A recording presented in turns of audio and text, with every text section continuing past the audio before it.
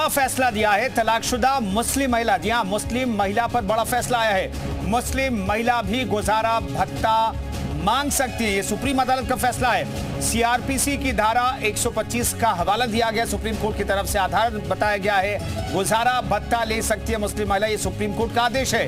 ये कानून हर धर्म की महिला के लिए है, ये सबसे बड़ी टिप्पणी है। ये फैसले के दौरान कहा सुप्रीम कोर्ट ने, ये कानून हर धर्म की महिला के लिए।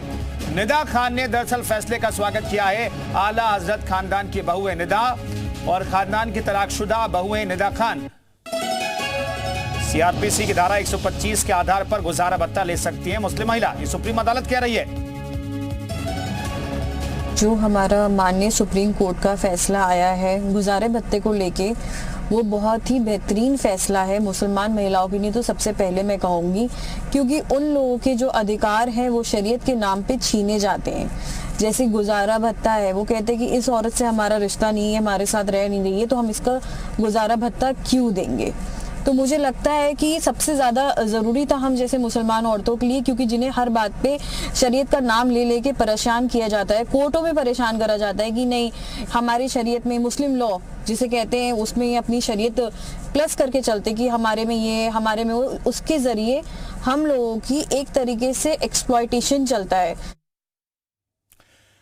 अरविंद हमारे सहयोगी इस खबर पर बातचीत करने के लिए दिल्ली से जुड़ रहे हैं। अरविंद, सीआरपीसी की धारा 125 जो है वो तमाम जो पर्सनल लॉ है उसके ऊपर एक तरीके से अदालत ने बता दिया है। बिल्कुल, और सुप्रीम कोर्ट ने एक बार फिर से ये दोहराया है। हालांकि सुप्रीम कोर्ट पहले भी ये कह चुका है कि सीआरपीसी की धारा 125 के तहत हर धर्म की महिलाएं, जिसमें मुस्लिम धर्म की महिला भी शामिल है, कि गुजारा भत्ते के लिए आवेदन कर सकती हैं। और साथ ही कोर्ट ने ये कहा है कि ये जो आदेश है ये न केवल विवाहित महिलाओं पर लागू होता है, बल्कि हर जो स्टेज पर जो महिलाएं हैं उन पर लागू होता है। अगर सीआरपीसी 125 के तहत आवेदन पेंडिंग है और इसी बीच महिला का डिवोर्स हो जाता है, तो ऐसी सूरत में वो 2019 का जो कानून है जिसके तहत ट्रिपल तलाक को गैर कानूनी घोषित किया गया था, उस लीगल रेमेडी का सहारा ले सकती है।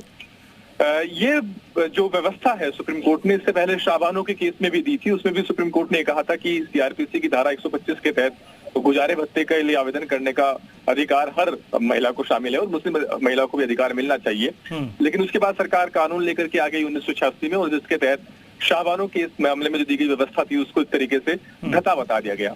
लेकिन उसके बाद आज सुप्रीम कोर्ट ने एक बार फिर ये साफ किया है कि सीआरपीसी 125 की जो धारा है उसके तहत मुस्लिम महिलाएं भी गुजारे भत्ते के लिए आवेदन का हकदार है, उन्हें इस अधिकार से वंचित नहीं किया सकता। और कोर्ट ने कहा कि किसी धर्म के पर्सनल लॉ से ज्यादा वरीयता दी जाएगी सेकुलर लॉ को इस मामले में।